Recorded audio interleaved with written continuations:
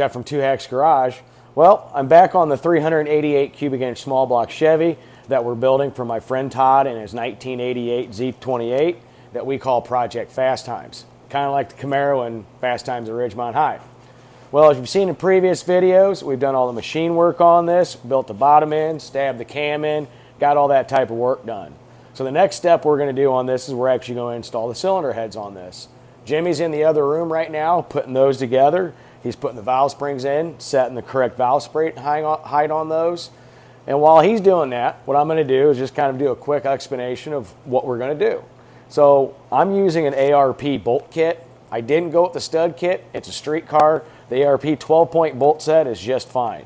With that, additional things you're going to need is you're going to need their fastener and assembly lubricant, and you're also going to need some, I use Permatex thread sealant with PTFE. While this is important, is because you are putting these bolts into water jackets and you don't want them to leak. The other thing you're obviously going to need is your head gaskets. Mind you, you need to get the right head gaskets and orient them correctly.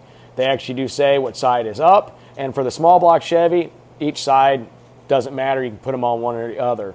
These are their 1003 Performance small block Chevy head gaskets. So you know what, guys? You know they're really good to go. The other things you're going to need with this, well, you're going to need some tools, which I do have here, and you're also going to need a torque wrench. So with that, guys, what I'm going to do is I'm going to go check on Jimmy to see how we are on getting those valve spring height taken care of so we can get these heads installed. I'll see you soon. All right, so here's what we got going on. Jimmy's installing the valve springs onto the cylinder heads. And in the last video you saw real quick is what I did do is I showed you how to take the valve springs off using that comp cams tool. Well, we're actually using that now again to install the springs. The reason we took them off is because we had to set the actual valve spring height correctly. When I bought these cylinder heads, it did have an installed intake height and exhaust height, and it gave the seat pressure, if you look on here, and the open pressure based upon that at max lift. Well, what I did from there is I went online and found a calculation, which I'll show a link, or I'll put a link in the description on that, based upon your cams lift and everything else parameter-wise of these springs. What you can do is you can figure out your actual spring pressure at your cam lift and at your installed height. So long story short is it was a bunch of math to figure out our spring rate, which was 348 pounds an inch. And from there, we were able to determine, based upon the cam specs that ISKI provided, what the spring pressure we needed to do. So we ended up doing was, instead of having the 18200 installed height, we actually are installed this at 1885. And the reason being is that's going to give us, based upon the spring height of these springs, it's going to give us the valve spring pressure that we need for the seat pressure and the open pressure. In order to achieve that, we changed out the 50 thousandths shim that were from the factory on this to a 15 thousandths shim, and we used a 50 thousandths offset keeper. It's the 50 thousandths plus. So that's how we cheated our valve spring height. And so basically we're bringing the spring up with the valve lock, and we're able to bring it down per se this way with a different shim. Reason we're doing that is that changes the spring height, and based upon the spring pressure rate, I know it's a lot of numbers, a lot of terms, we're able to achieve where we needed to be based upon the cam specs that ISKI provided. So right now we're sitting roughly at the 280 pounds of spring pressure open at 485 lift and about 118 closed.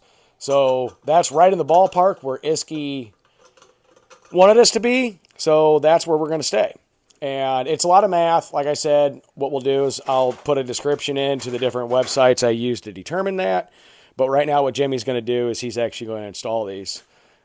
Basically, to do that, as you see, what he's doing is he's using that tool to do it, and he's getting everything set in place. Now, we did use Viton valve seals on here, and we used the stock stainless valves that it came with. The only difference with this is we're using that 50 thousandths offset valve lock.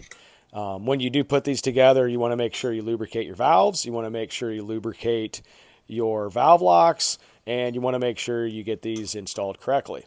So as you see, what he's doing now is he's backing it off, which is going to seat those.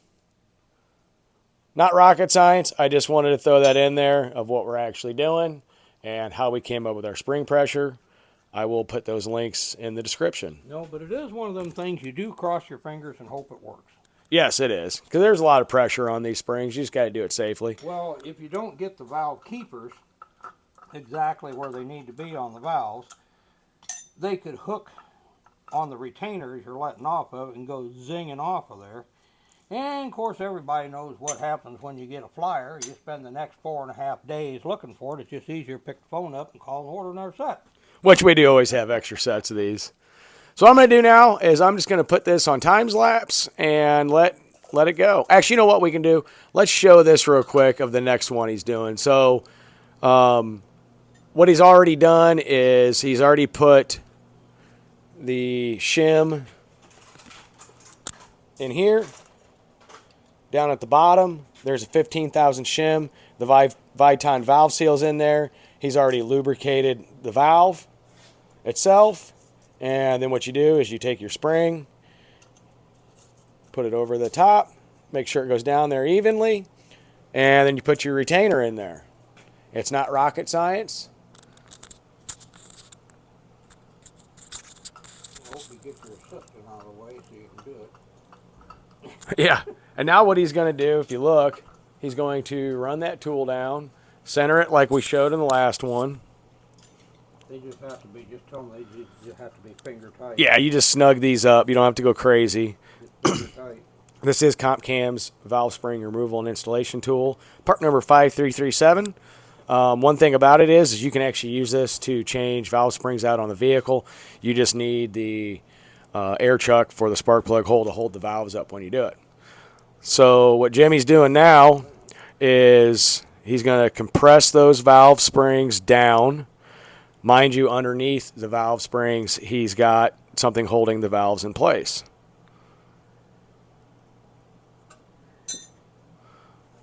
Just explain to him, I just found a couple chunks of plastic to stick under the valves. Yeah, so he's got something to hold the valves in place, hold them up. That's what he's doing now. He's got 2 pieces of soft plastic so it doesn't mar the valves. Just a couple old fittings. And he's just going to set that down. Now, if you look, the valve stem is sitting up, and it allows for you to put those keepers in. And since these are a 50 thousandths offset keeper, you got to go a little bit lower. Now, put a little grease on it. Yep, Jimmy put a little grease on there to lubricate that. Well, it holds it in place. Yeah. So he's going to put those on there. By the way, real quick, here's all the math I did to figure out spring pressure, all that type of fun stuff. It takes a while to figure out, but once you get the hang of it, you're good. Now, me, myself, I don't do it that way. I just call the cam manufacturer spring people, and I bug them for it, let them do it. I had a boring day, Jimmy. I can tell. But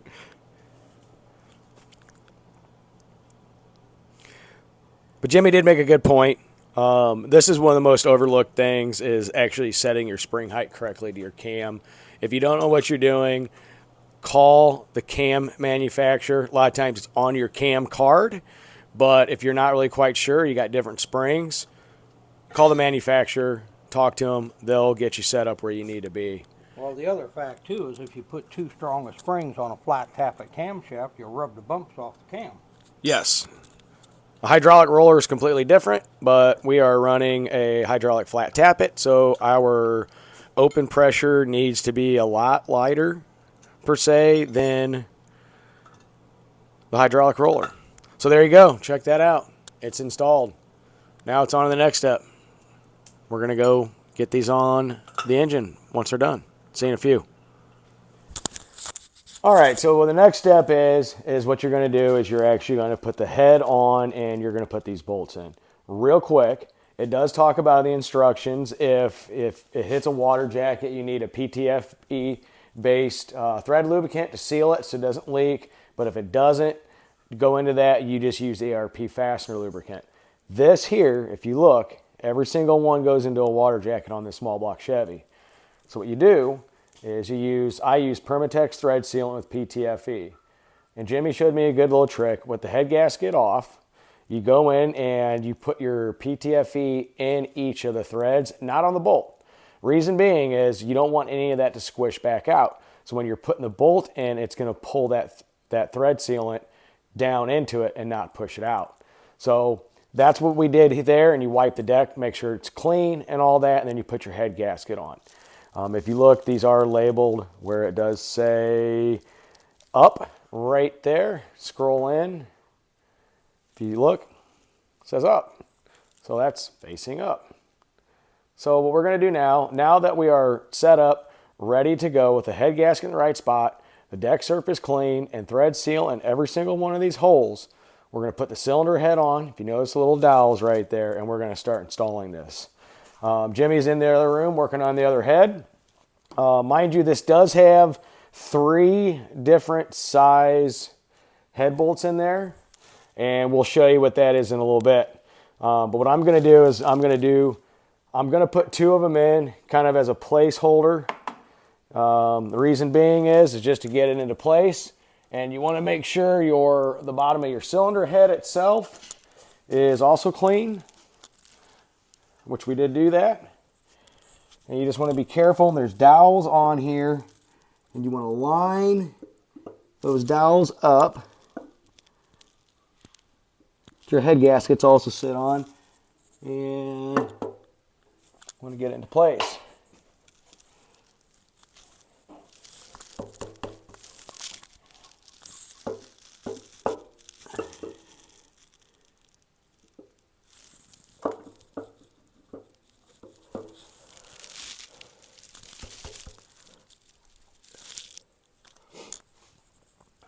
These are lining up pretty good. Sometimes you got to add a little persuasion on one of them because it's really tight. There we go.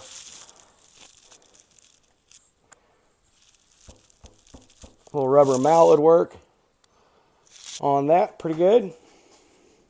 But if you notice what I'm doing here, you saw those dowels, I'm just lining that up. What that does, it's going to push it down exactly where it needs to be in place.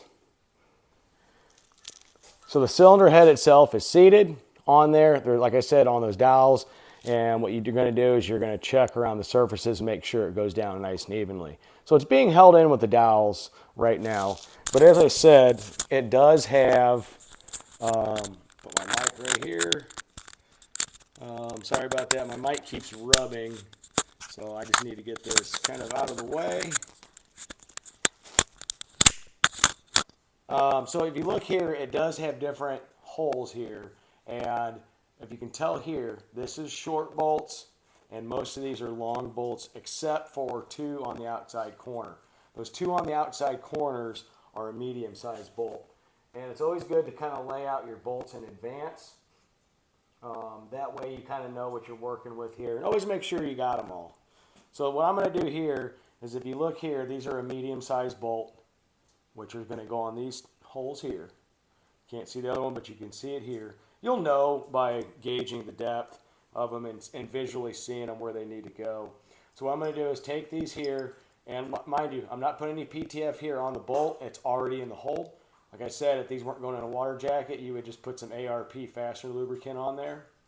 But the first step you're going to want to do on this is you're going to want to take a little bit of oil, and you're going to oil the head to the washer. Now mind you, the washer is chamfered, just like other stuff we worked with. If you look there, it's chamfered. That goes towards the head of the bolt. You look at the other side, that's flat. That goes head side down. The chamfer always goes to the head, and this goes down. You want a little bit of oil there so when you're torquing it, it doesn't have all that friction. So what I'm going to do is I'm just going to put that in there here. And I'm going to get the socket for that. Mind you, these are 12 point. the right one.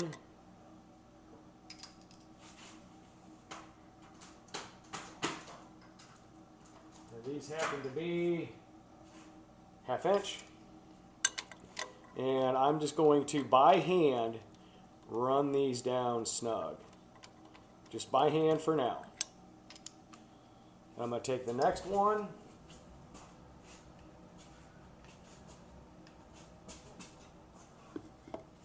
Put a little bit of oil on there. I'm going to do the same thing over here. Just going to get that in there. Really what I'm doing here is it's already seated on those dowel pins, but I do want it to hold securely into place while I do the rest of this. Get those in there. And like I said, there is different length bolts. As you can see here on this head, they're short to the block. So you have all your short ones, and the next ones you'll know are long because it's the thickness of the block. What I'm just going to do is throw that on time lapse while I get the rest of those going. So I'll see you here in a few minutes.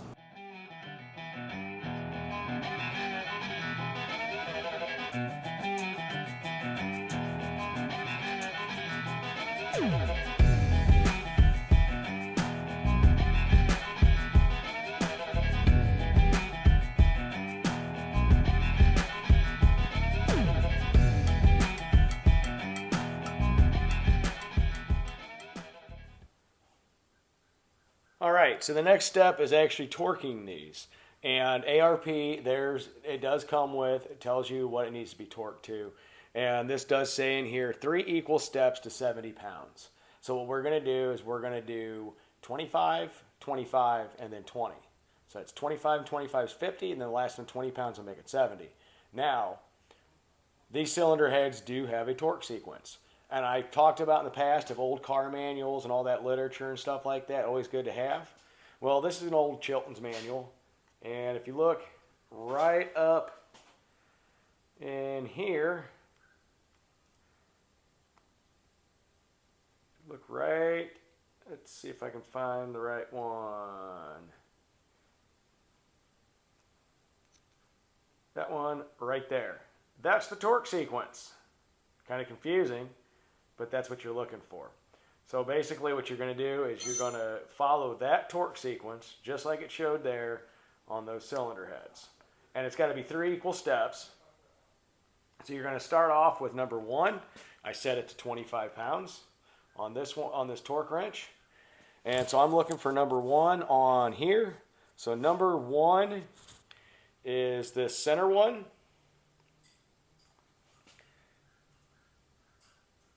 What you're going to do is you're going to, on an even stroke, you're going to torque it down, wait for a pop. There's the pop.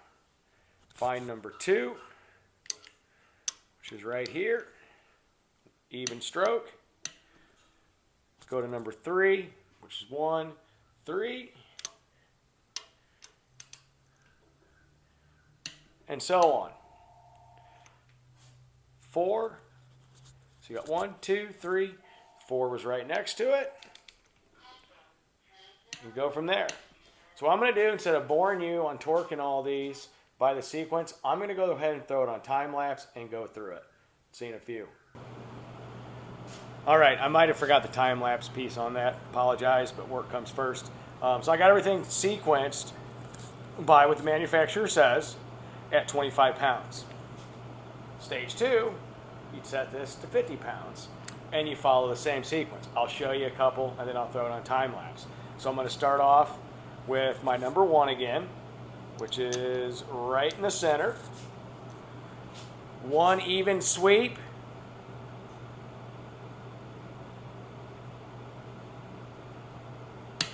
Hear that click?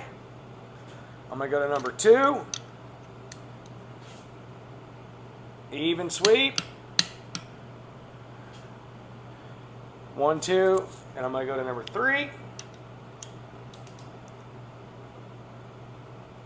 Even sweep.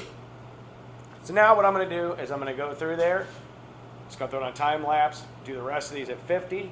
And what I'll do after I do all the sequence with them, to make sure I did go, I'll leave it on 50 and I'll just go through and check them once more. See you in a few.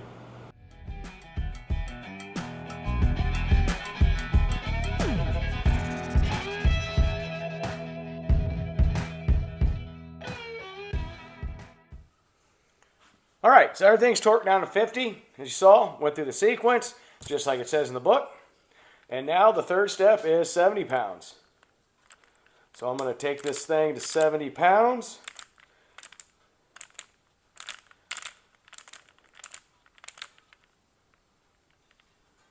Which we are right on 70 right there. Lock it in place. Like I said, I'll show you the first couple. You find number 1, which is in this row. So we got 17, 9, 1. So it's right there.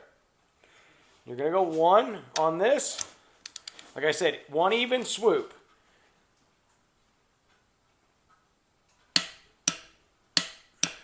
Number 2.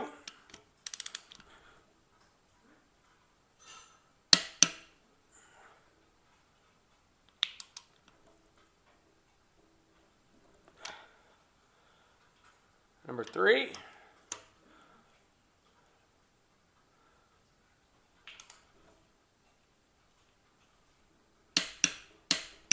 Right there. I'll do the rest. Go from there.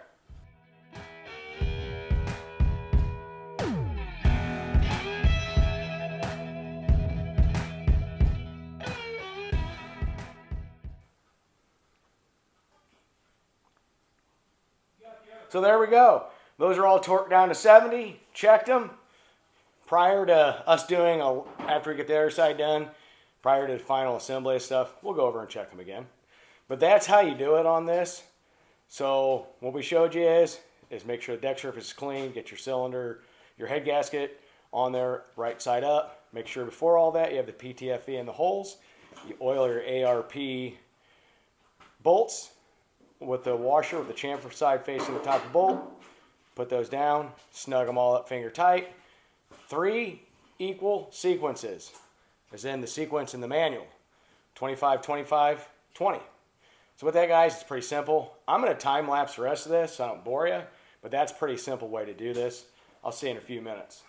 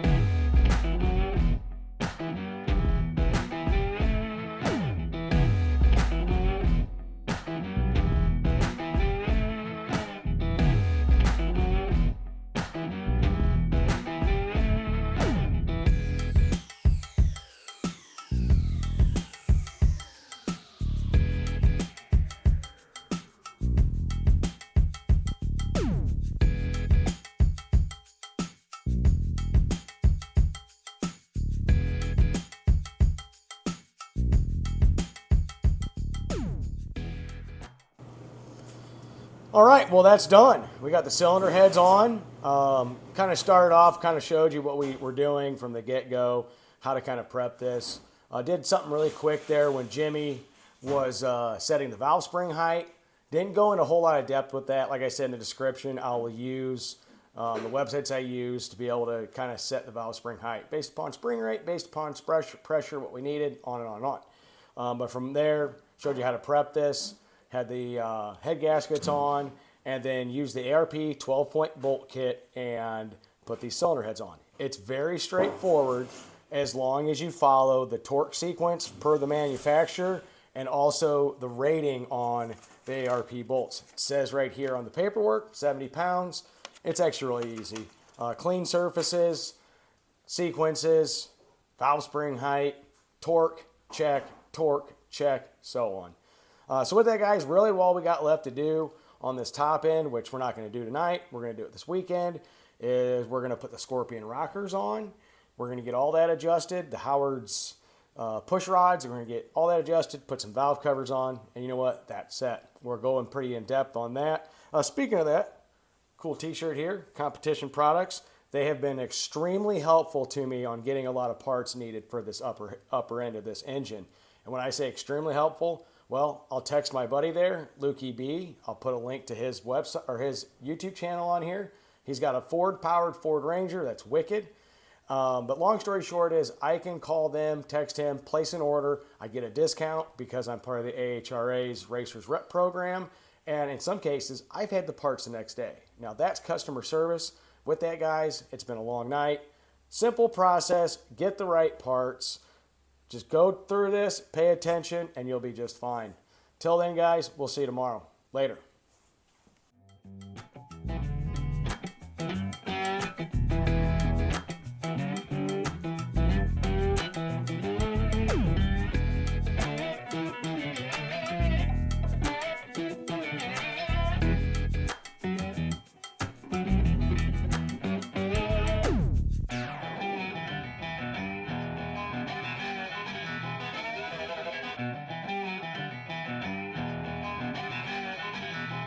You